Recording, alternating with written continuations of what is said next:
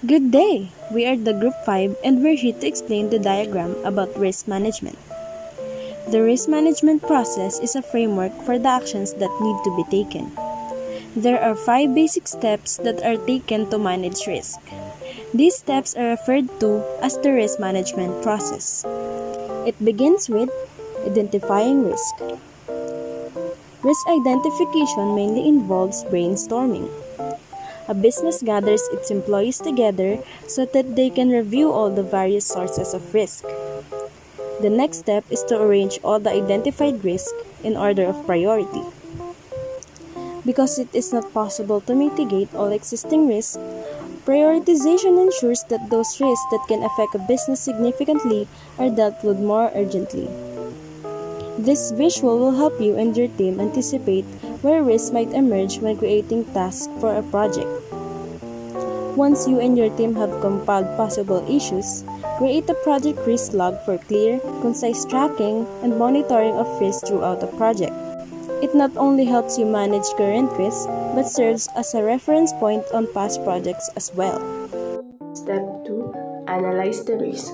Once a risk has been identified, it needs to be analyzed. The scope of the risk must be determined. It is also important to understand the link between the risk and the different factors within the organization. To determine the severity and seriousness of the risk, it is necessary to see how many business functions the risk affects. There are risks that can bring the whole business a standstill if actualized, while there are risks that will be only minor inconvenience in the analysis. In a manual risk management environment, the analysis must be done manually. When a risk management solution is implemented, one of the most important basic steps is to map risk to different documents, policies, procedures, and business processes. This means that the system will already have a mapped risk management framework that will evaluate risk and let you know the far-reaching effects of each risk. So for the plan, you are aware that the nature of risk can be unpredictable at times. Despite all effort to prevent risk, there are unknown sources and reasons that are only revealed when the risk occurs. As a risk manager, you must always prepare a plan to respond to specific threats and opportunities.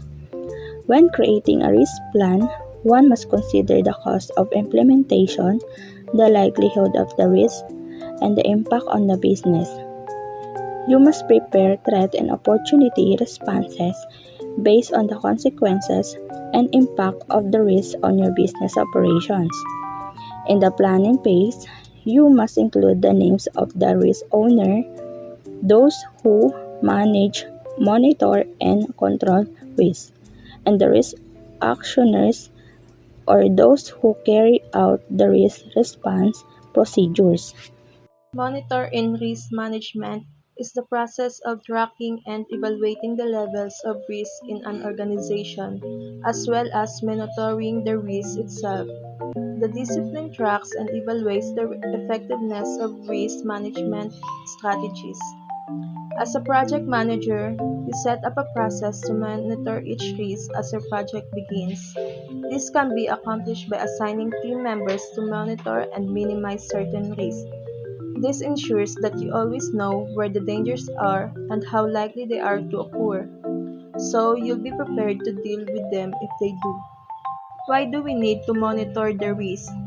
We need to monitor it because it helps to highlight whether strategies are effective or not, and if the implemented risk management strategy isn't effective, your team will have to start over with a new process.